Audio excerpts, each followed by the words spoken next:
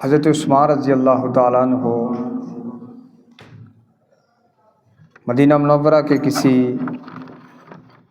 مقام پہ کھڑے ہیں،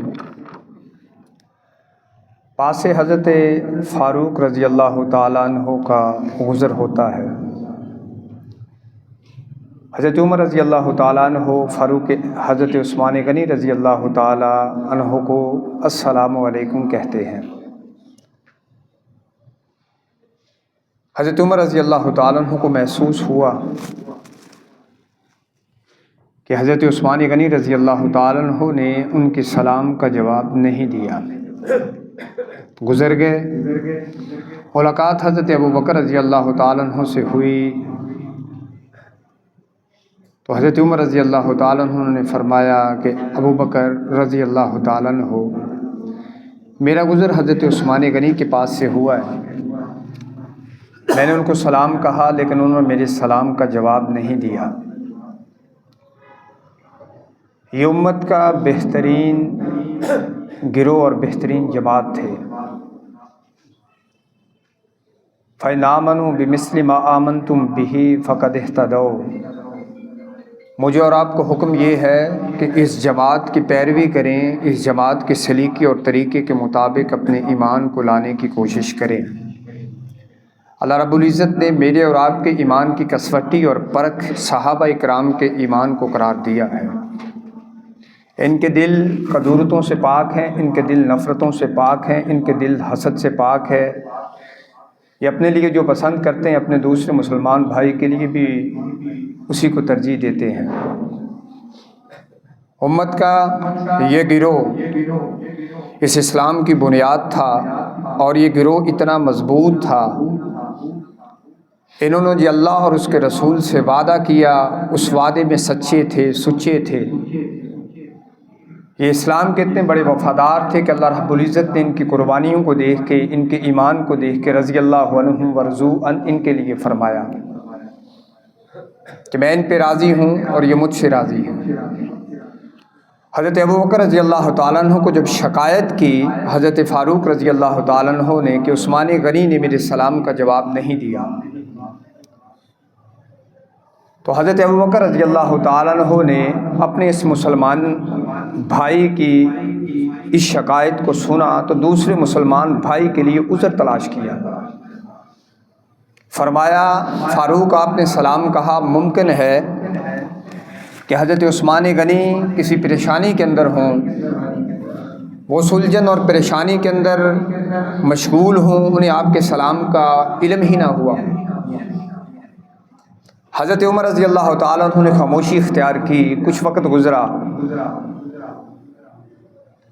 حضرت عثمان جس شخص کو سلام کہا گیا، سلام کہنے والے حضرت عمر رضی اللہ تعالیٰ عنہ، ان دونوں کا آمنا سامنا ہوا۔ سلام کس نے کہا تھا؟ حضرت عمر نے۔ کس کو کہا تھا؟ حضرت عثمان غنی رضی اللہ تعالیٰ عنہ کو۔ شکایت کس کو کی؟ حضرت ابوبکر کو۔ یہ امت کے بڑے لوگ ہیں۔ حضرت ابوبکر رضی اللہ تعالیٰ عنہ نے فرمایا کہ عثمان غنی رضی اللہ تعالیٰ عنہ ممکن ہے کسی پریشانی میں ہوں، انہیں آپ کے سلام کہنے کی آواز سنائی نہ دی ہو یا انہوں نے آپ پہ توجہ نہ دی ہو۔ حضرت ابوبکر رضی اللہ تعالیٰ عنہ کی متاثرہ شخص حضرت عثمان غنی سے ملاقات ہوتی ہے تو پوچھتے ہیں کہ میں نے آپ کو سلام کہا تھا بھائی، آپ نے میرے سلام کا جواب ہی نہیں دیا۔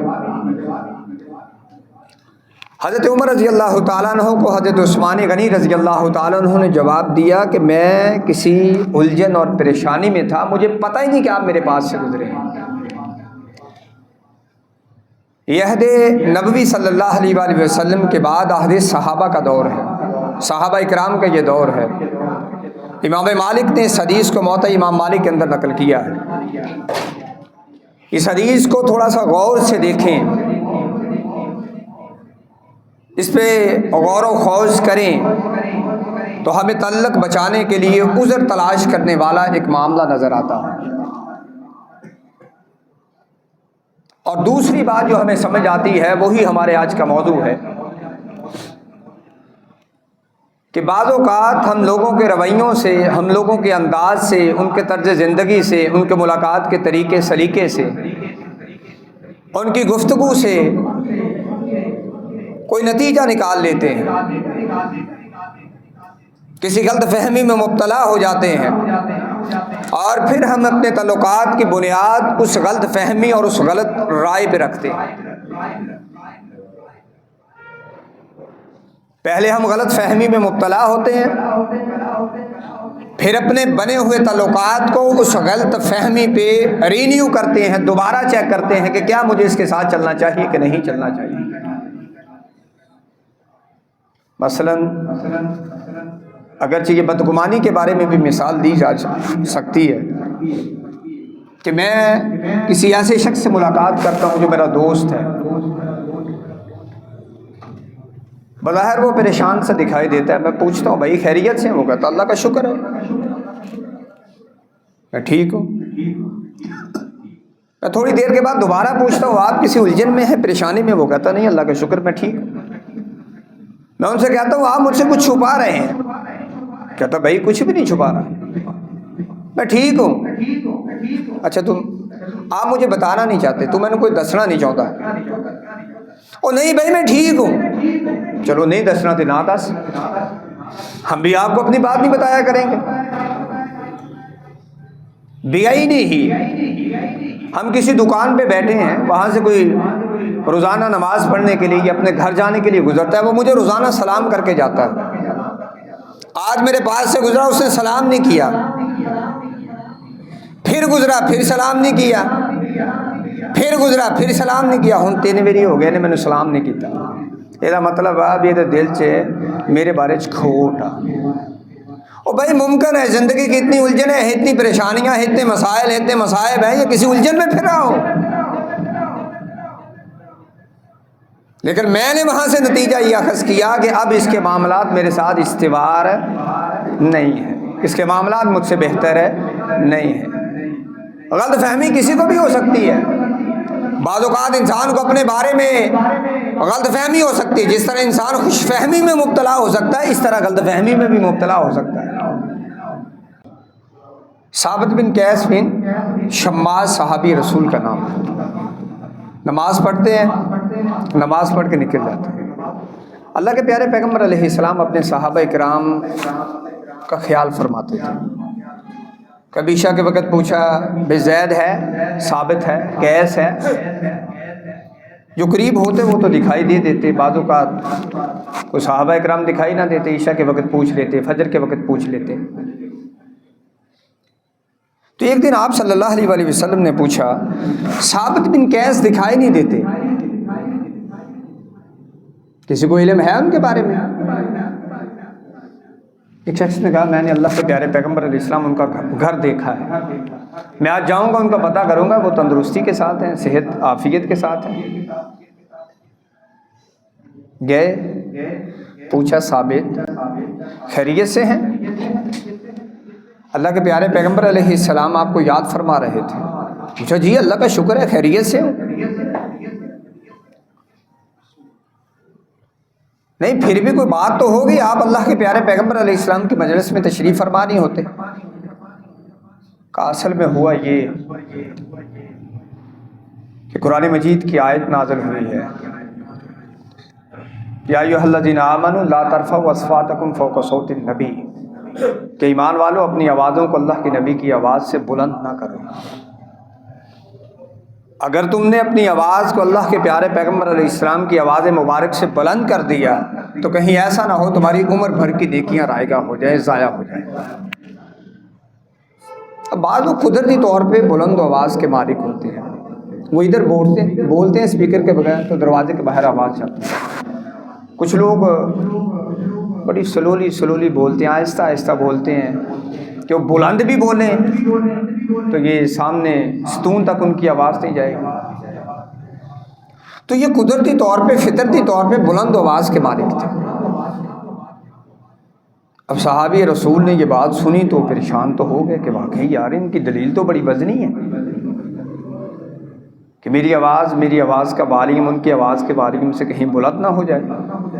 تو ادب کا تقاضا ہے، محبت کا تقاضا ہے، احترام کا تقاضا ہے، اللہ کا حکم ہے۔ اچھا اللہ کے پیارے پیغمبر علیہ السلام سے استفسار فرمائیں گے آئے، اللہ کے پیارے پیغمبر علیہ السلام کو ان کی پریشانی بتائی تو آپ نے فرمایا اذهب الیہ، جاؤ ثابت بن قیس کو جا کے بتاؤ انک لست من اہل النار، تو جنتی ہے، یہ آیت تیرے بارے میں تو نازل نہیں ہوئی۔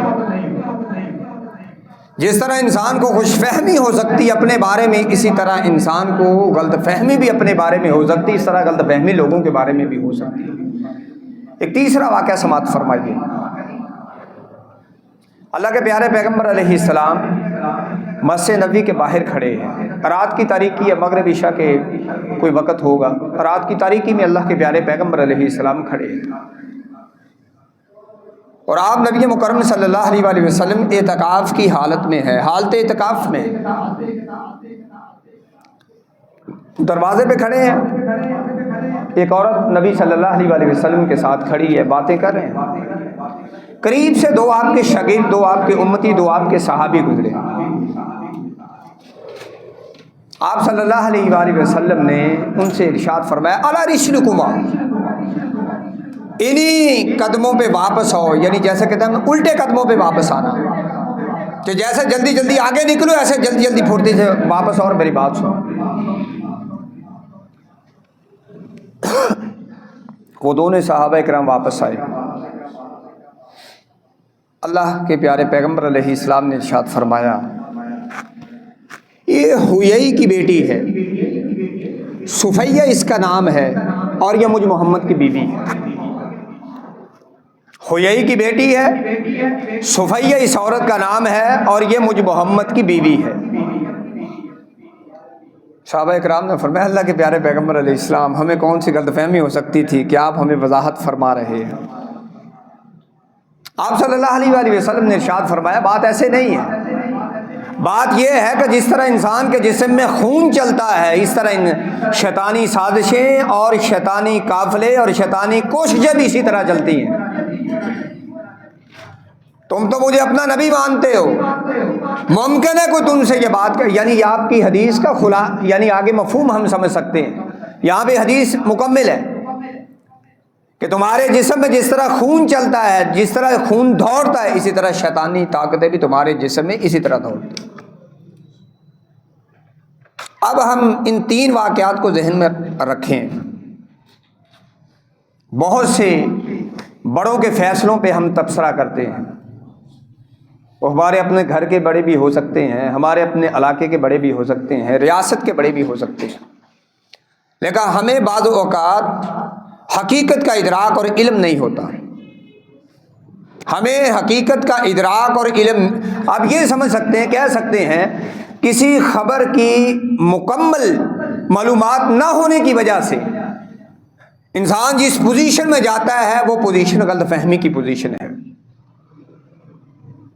انسان نے کسی بات کو غلط اینگل سے دیکھا، انسان نے کسی چیز کو دوسرے نقطہ نظر سے دیکھا، اور اس کے مکمل کیفیت اور اس کی کمیت کا ادراک نہیں کر پایا، اس کے نتیجے میں انسان جس بیماری میں مبتلا ہوا اس بیماری کو غلط فہمی کہتے ہیں۔ پہلی حدیث دیکھیے، حضرت عثمان غنی رضی اللہ تعالیٰ عنہ کیا فرماتے ہیں کہ میں کسی پریشانی میں تھا، مجھے آپ کے سلام کا علم نہیں ہوا، میں نے اپنی بیوی سے کہا، آپ نے اپنے بھائی سے کہا، کسی باپ نے اپنے بیٹے سے کہا، ممکن ہے کوئی موٹر سائیکل پاس سے گزرا، کوئی رکشہ پاس سے گزرا، آواز، آپ کی آواز اس وقت نکلی آپ کے منہ سے جب وہ آواز اس بیوی تک، اس بہن تک، اس بیٹی تک، اس باپ تک یا اس بیٹی تک نہیں پہنچ پائی، تو ہم دوسری مرتبہ چلا کے کہتے ہیں تمہیں سمجھ نہیں آئی میں نے تم سے کیا کہا۔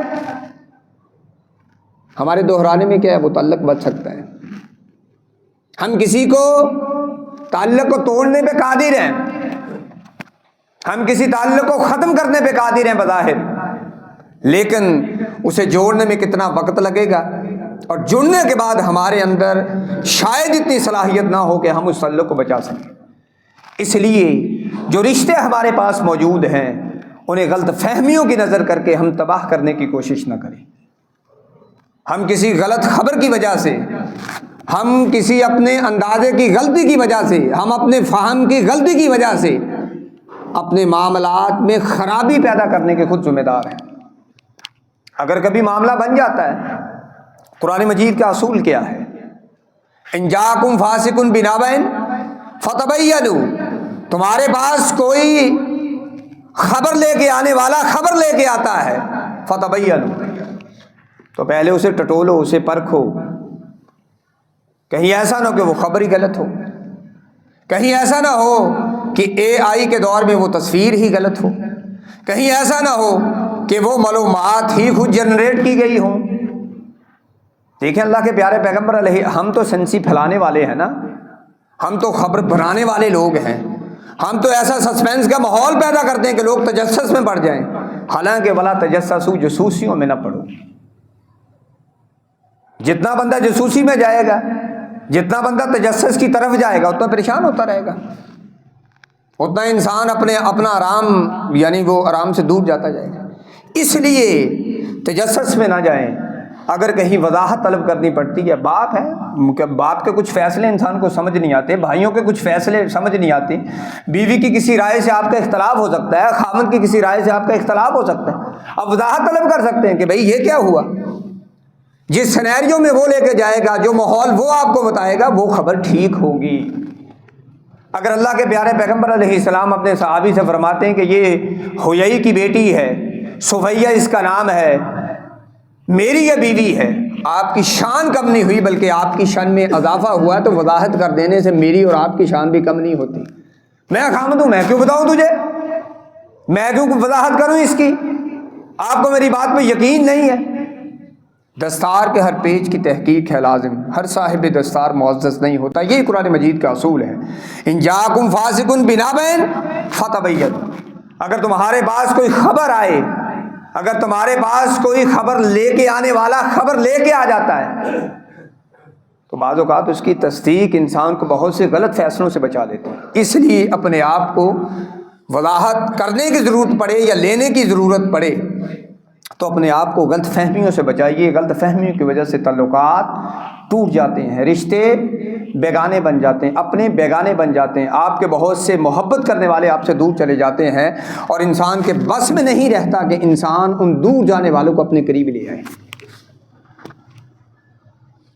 اور کسی ایک خبر کی وجہ سے، کسی ایک بات کی وجہ سے اپنے تعلقات کو اتنا ہلکا نہ بنا لیں کہ ایک وجہ سے آپ بنے بنائے رشتے کو، تعلق کو توڑ دیں۔ انسانوں سے غلطیاں ہوتی ہیں، لوگوں کے لیے نرم پہلو رکھیں۔ اس معاشرے میں ترشی پہلے بہت زیادہ ہے، سختی اس معاشرے میں پہلے بہت زیادہ ہے، توڑنے والے، جدا کرنے والے، دور کرنے والے پہلے بہت زیادہ ہیں۔ شیطانی قوتیں اپنا کام کر رہی ہیں، کیونکہ وہ بڑی مشہور حدیث اللہ کے پیارے پیغمبر علیہ السلام نے ارشاد فرمایا کہ شیطان شام کا وقت ہوتا ہے، شب کا وقت ہوتا ہے، شیطان اپنی پگڑی اتار کے ایک چھوٹے شیطان کے سر پہ رکھ دیتا ہے۔ کیونکہ وہاں پہ شام کو نا کارنامے پوچھے جاتے ہیں، آپ نے آج پورا دن کیا کیا؟ وہ کہتا ہے میں نے ایک بندے کو نماز سے روکا۔ ٹھیک ہے بیٹھ جا۔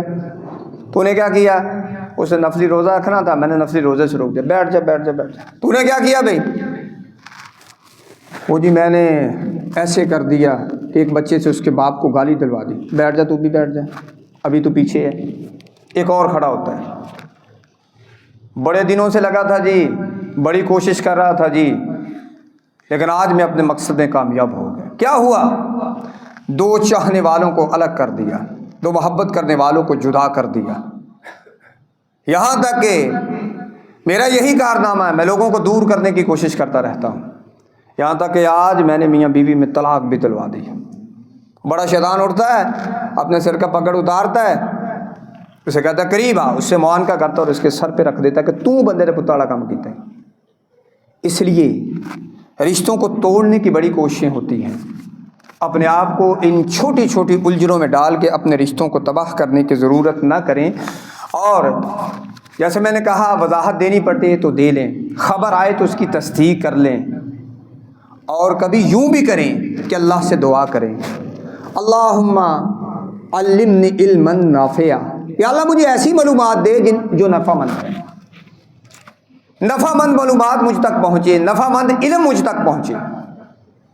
تو جس میں اللہ نفع رکھ دے پھر اس میں نقصان نہیں ہو سکتا۔ کبھی یوں کریں کہ اللہ سے دعا کریں اللہم الہمنی رشدا وقنی شر نفسی، یا اللہ مجھے اپنی طرف سے ہدایت نصیب فرما، وقنی شر نفسی، اور میرے اندر جو شیطانی قوتیں ہیں مجھے ان کے شر سے محفوظ فرما۔ کبھی یوں بھی کریں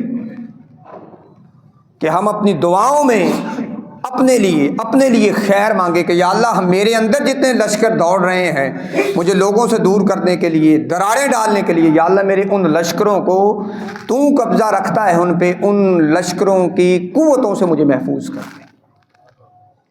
ہمیں یہ بھی کرنا چاہیے۔ جو ابھی تک میں نے گفتگو کیا وہ غلط فہمی کے حوالے سے کی ہے، کیسے بچا جا سکتا ہے، یہ گفتگو میں ابھی تک ہم نے 2 باتیں کی۔ ایک تیسری چیز ہے، ایک دوسری چیز ہے جس کو بدگمانی کہتے ہیں۔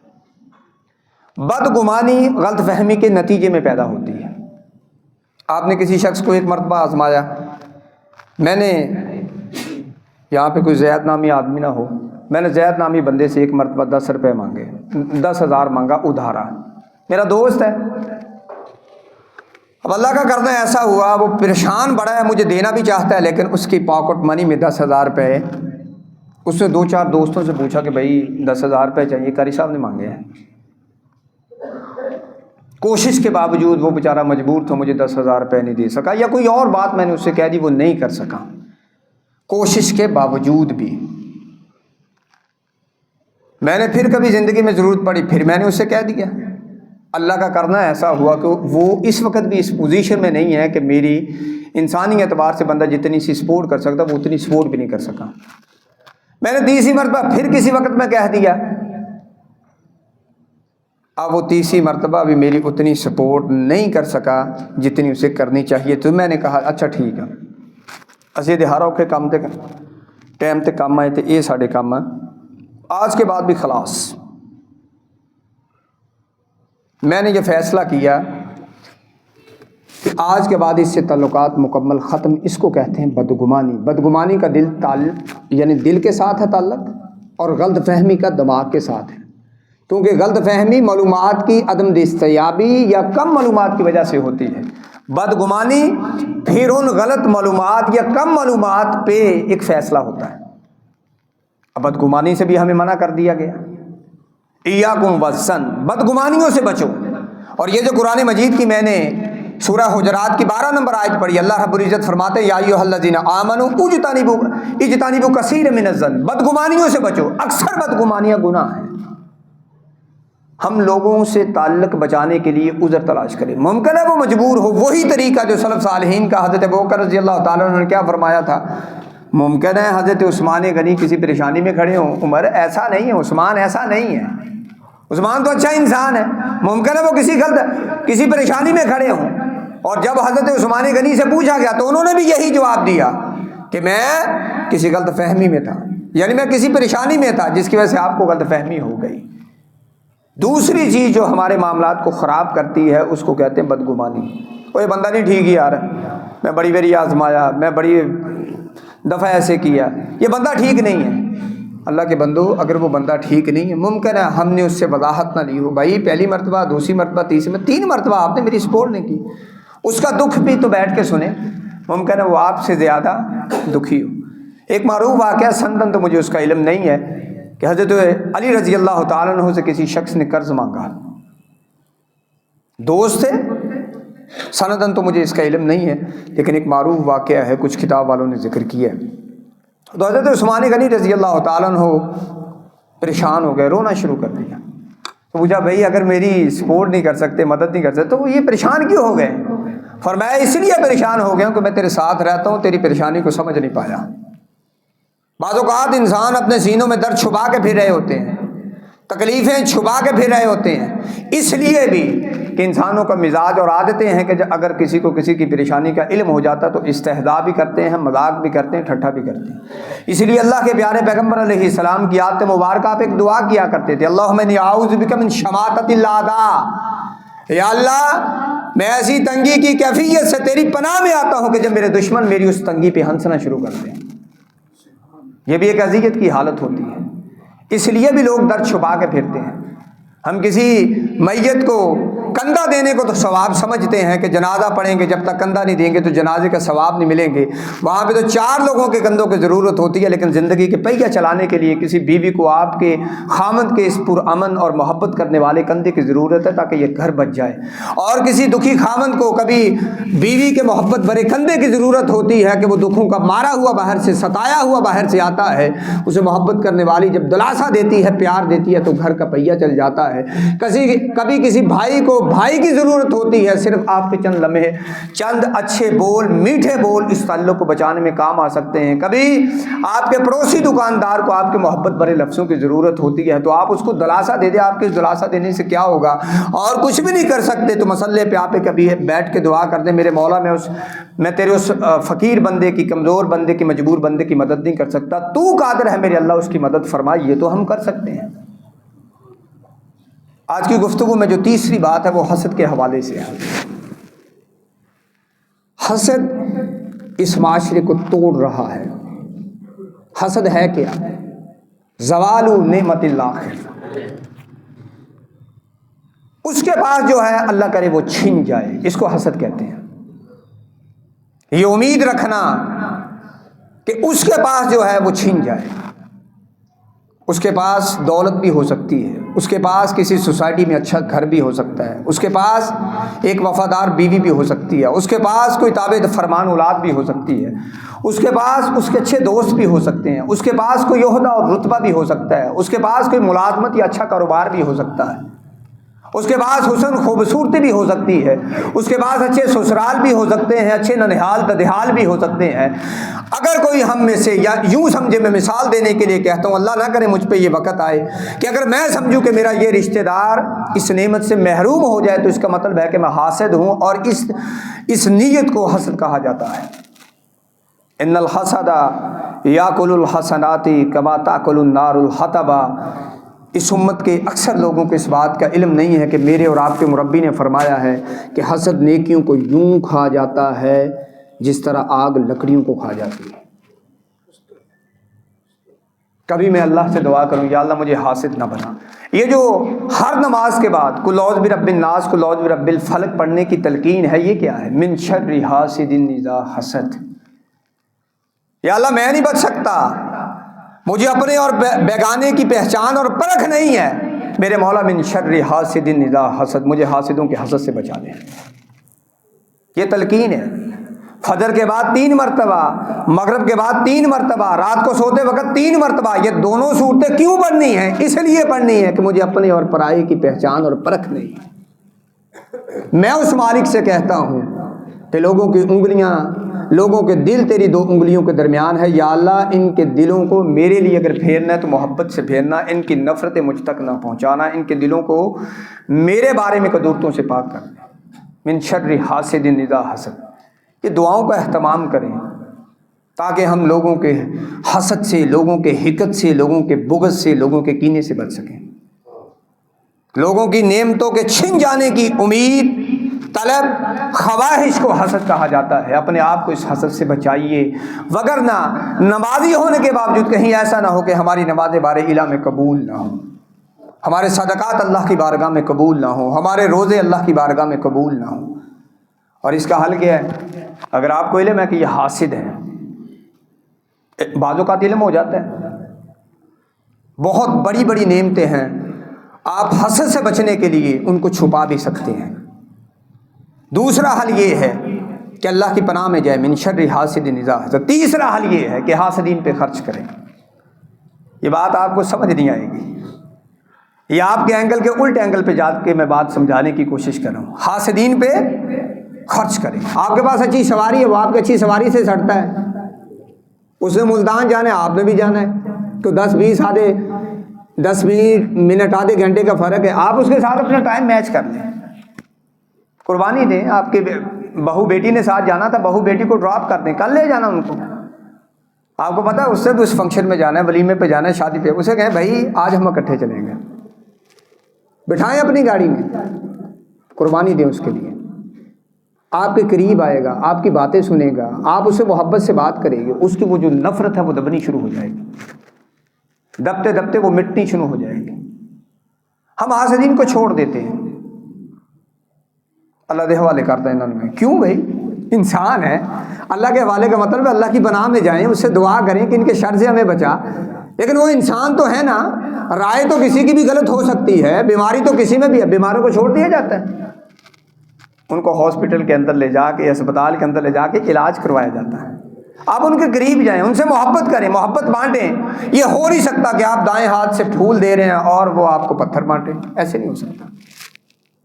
کیونکہ انسان یہ کر سکتے ہیں کہ پھول کے مقابلے میں آپ کو دوسرے ہاتھ سے کانٹا پکڑا دیں, لیکن ایک وہ ذات ہے جو انسانوں سے زیادتی نہیں ہونے دیتی, وہ انسانوں سے زیادتی نہیں ہونے دیتی. اس لیے اپنے معاملات کو اس بارگاہ میں لے کے جائیں, اس کے حکم کو سمجھ کر, اس کے نبی کے حکم کو سمجھ کے ان سے اچھا سلوک کریں.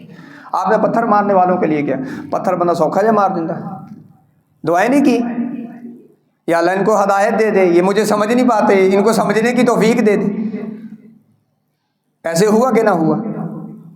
یہی تو نہیں ہے صرف ہے کہ ہم اپنی نماز کو نبوی طریقے کے مطابق کریں. آپ کا رویہ بھی تو ہمارے لیے نبوی طریقہ ہے نا. ہم اپنے دل کو قدورتوں سے کیوں نہیں پاک کرتے؟ مشہور حدیث ہے, صحابی رسول آئے, ابھی مجلس میں نہیں حاضر ہوئے, اللہ کے نبی صلی اللہ علیہ وسلم کا جو نطق ہے وہ وہی ہے. آپ نے فرمایا ابھی جو اس مسجد میں داخل ہوگا وہ جنتی ہے. دوسری مرتبہ پھر فرمایا کسی اور موقع پہ کہ ابھی جو شخص اس مجلس میں داخل ہوگا وہ جنتی ہے.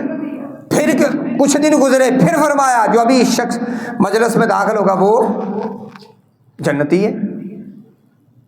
اچھا, صحابی رسول اس کے گھر میں گئے, ایک دو دن رہے, پوچھا بھائی نمازیں ہماری طرح کی, روزے ہماری طرح کے, نوافل ہماری طرح کے, تو تجھ میں کون سا غیر معمولی عمل ہے کہ تجھے اللہ کے پیارے پیغمبر کی زبان سے جنتی ہونے کی بشارت ملی؟ وہ کہتا مجھے تو نہیں پتا کہ مجھے بشارت ملی کہ نہیں.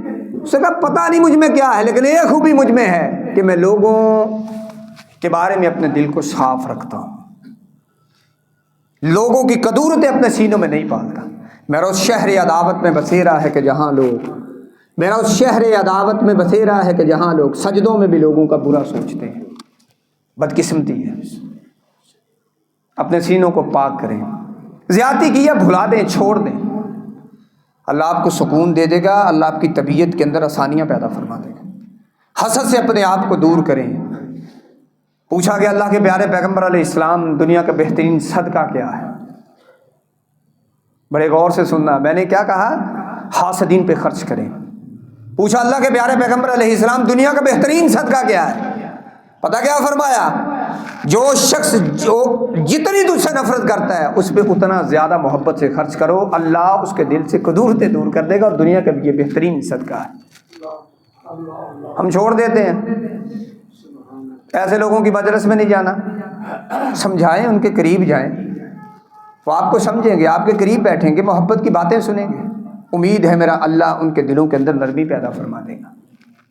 حسد سے اپنے آپ کو, ایاک والحسد, اپنے آپ کو حسد سے بچائیے.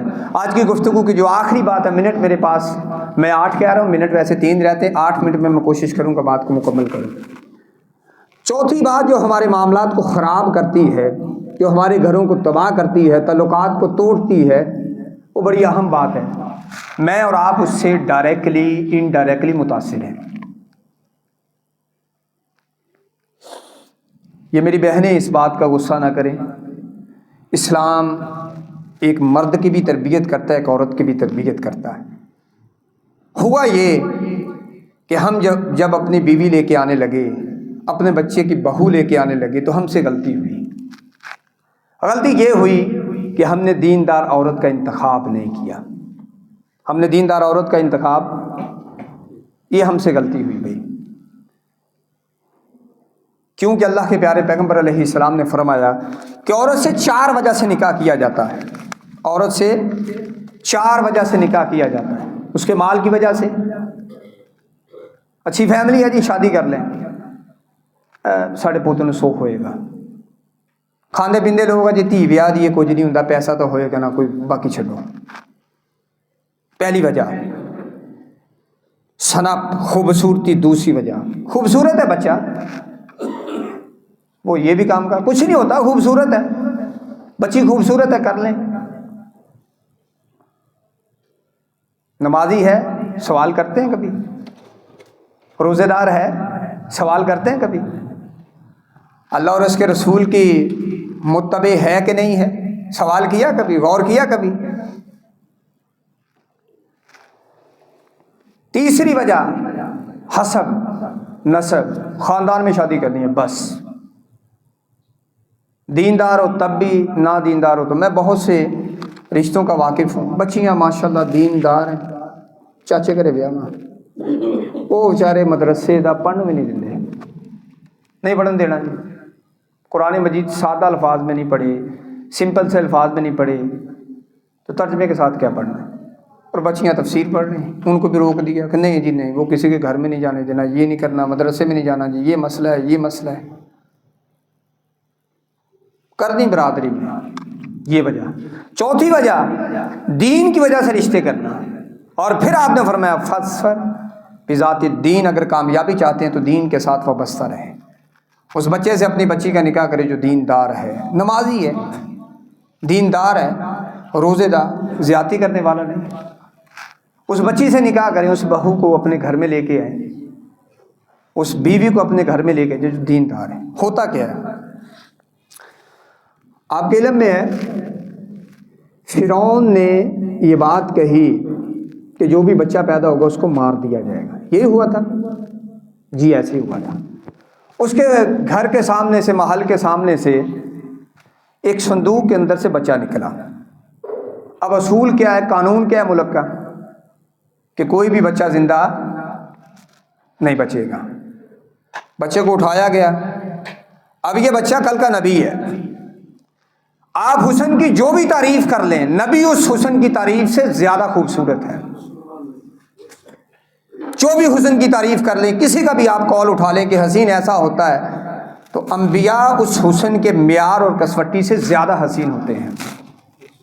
اختصار کے ساتھ بات کو سمجھیے، اتنے خوبصورت ہے کہ دنیا کی آنکھوں نے ایسا حسین دیکھا ہی نہیں۔ اب اس کے گھر میں، فرعون کے گھر میں اولاد نہیں ہے، بیوی متاثر ہوتی ہے کہ یہ بچہ میں رکھتی ہوں، پیچھے سے حکمت اللہ کی ہیں کہ ڈال اس کو صندوق میں۔ اب تجربہ بھی نہیں کیا کہ صندوق کہیں پانی میں نہ ڈوب جائے، اللہ کے کہنے پہ ڈال دیا، سمندر کے حوالے کر دیا۔ ویسے تو چھپ چھپا کے کسی جنگل میں جا کے بچ بھی سکتا تھا، لیکن اللہ کا حکم تک کر دیا، تو پھر اللہ نے دیکھے محلات میں اس کی پرورش کی۔ یہ اللہ کی حکمت ہے اپنی جگہ پہ۔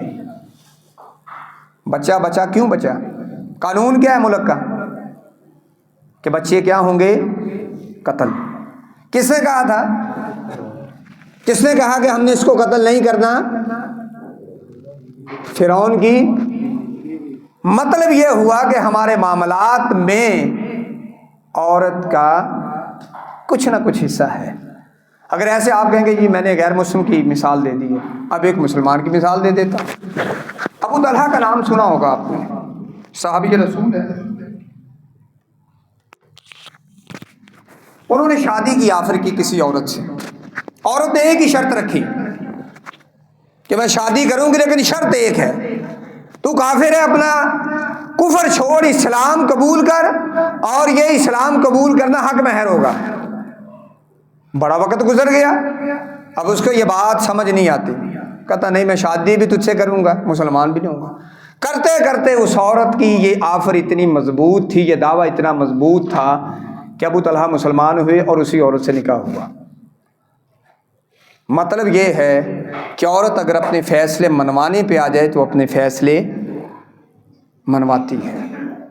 اور اگر ہمارے گھروں میں دیندار عورتوں کے معاملات، یعنی ان کا عمل دخل ہے، پوچھنا بھی چاہیے، اپنے معاملات میں ان سے مشورہ بھی کرنا چاہیے۔ اکیلا تو بندہ نہیں، قوام ضرور ہے، نگہبان ضرور ہے، لیکن گھر کے معاملات کو چلانے میں لیے مشاورت تو کرنی ہے۔ اللہ کے پیارے پیغمبر علیہ السلام بھی مشورہ کر لیا کرتے تھے، اگر ضرورت محسوس ہوئی تو بیویاں خود بھی مشورہ دے دیا کرتی تھی۔ بہت سارے اس پہ دلائل ہیں۔ تو ہمارے گھروں میں، ہمارے فیصلوں میں ہماری بہنوں کا بھی کبھی کبھی حصہ ہوتا ہے، وگرنہ بیویوں کو تو حصہ ہوتا ہی ہے۔ اکرمہ ایک نام ہے، ابو جہل کا بیٹا ہے، یہ ابو جہل کا بیٹا ہے، مدینہ سے بھاگ گیا، عورت مسلمان ہے، اپنے خامند کو تلاش کرنے کے لیے نکلی، کرتے کرتے اپنے خامند کو تلاش کر لیا، ابو جہل کا بیٹا اکرمہ۔ اب اللہ کے نبی صلی اللہ علیہ وسلم نے اکرمہ کے بارے میں کہا کہ یہ جہاں پہ ملے اس کو اتنا بڑا دشمن ہے. کچھ لوگوں کے لیے آپ نے اس طرح کا حکم دیا تھا, کچھ لوگوں کے لیے, ویسے اصول یہ نہیں ہے اسلام میں. اس تک پہنچی, اسے جا کے سمجھایا, او بھائی مسلمان ہو جا, میں اللہ کے پیارے پیغمبر سے کہوں گی آپ چھوڑ دیں گے. اور لفظ پتہ کیا کہے, اوصل الناسی, افل تفضیل کا سیگا, اضافت کے ساتھ کہ لوگوں میں سب سے بڑا صلہ رحمی والے وہ اللہ کے پیارے پیغمبر ہیں. ابر الناسی, لوگوں میں سب سے نیک اور لوگوں میں سب سے زیادہ ادب و احترام والا وہ شخص ہے. اکرمہ کے کہنے, بیوی کے کہنے پہ, بیوی کا نام ہے ام حکیم, ام حکیم کے کہنے پہ اکرمہ مسلمان ہو گئے. اکرمہ کے کہنے پہ, میں اپنی واپس اسٹیٹمنٹ پہ آتا ہوں, آخری منٹ چل رہا ہے. ہمارے گھر کے معاملات میں, فیصلوں میں ہماری عورتوں کا بہت سارا حصہ ہے. اگر ہم ترجیح میں ایمان کو لے کے آئیں, دین کو لے کے آئیں, تو انشاءاللہ اس سے مزید خیر ہوگی, ہمارے مزید رشتے بچ جائیں گے. وگرنہ تیری امی نہیں چنگی, تیرا ابا نہیں چنگا, تیرا بھرا نہیں چنگا, آپ علیحدہ ہوئیے, آپ انج کریے, میری بہن کوئی غصہ نہ کرے, میں بھی ایک خامد ہوں, میں بھی ایک باپ ہوں, آپ بھی کسی کی بہن ہیں, آپ بھی کسی کی بیٹی ہیں, آپ کی بھی کوئی بھابھی ہے. معاملات کو محبت کے ساتھ چلانے کی کوشش کریں. آج کی پوری گفتگو میں نے 4 باتیں کی ہیں. پہلی بات غلط فہمی کے بارے میں کی ہے, غلط فہمی کیسے پنپتی ہے, کیسے پھولتی ہے, کیسے بچا جا سکتا ہے. دوسری بات میں نے بدگمانی کے بارے میں کی ہے.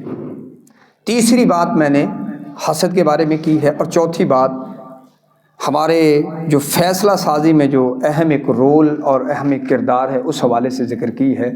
یہ 4 باتیں کافی حد تک ہمارے تعلقات کو, ہمارے رشتوں کو متاثر کرتی ہیں. اگر ہم ان کو ایک توازن میں لے آئیں, امید ہے ہم ایک بہتر معاشرہ ڈیولپ کرنے میں, بنانے میں انشاءاللہ اپنا حصہ ادا کریں گے اور ہم امن کی زندگی بسر کریں گے, جس سے ہمارے گھر, ہمارے اڑوس پڑوس, ہمارا ملک انشاءاللہ مزید امن کی طرف جائے گا. اللہ سے دعا ہے اللہ رب العزت ہمیں حسد سے بچائے, غلط فہمیوں سے بچائے, اللہ رب العزت ہمیں بدگمانیوں سے بچائے, اور اللہ ہمیں اچھے اپنے گھروں کے فیصلے, معاشروں کے اچھے فیصلے کرنے کی توفیق عطا فرمائے. میرے اللہ جتنے بیمار ہیں ان کو شفا عطا فرما. میرے مولا جو 2 ساتھی احباب پریشان ہیں ان کی پریشانی کو دور فرما. میرے مولا ملک پاکستان کو سلامتی نصیب فرما, اسے ہر قسم کے دشمنوں سے محفوظ فرما, اندرونی اور بیرونی دشمنوں سے محفوظ فرما. میرے مولا اس کرۂ ارض کی جس سرزمین پہ ہم پاکستان میں رہتے ہیں اس کے معاشی مسائل کو بہتر فرما. میرے اللہ ہم امن والا ملک چاہتے ہیں. میرے اللہ تو اپنی خاص مدد سے, اپنی خاص توفیق سے میرے مولا اس ملک پہ امن نصیب فرما. یا اللہ ہم تجھ سے امن مانگتے ہیں, اس ملک کو سلامتی والا ملک نصیب فرما, ملک بنا. یا حی یا قیوم برحمتک نستغیث. سبحان ربک رب العزت عما یصفون وسلام علی المرسلین والحمد للہ رب العالمین.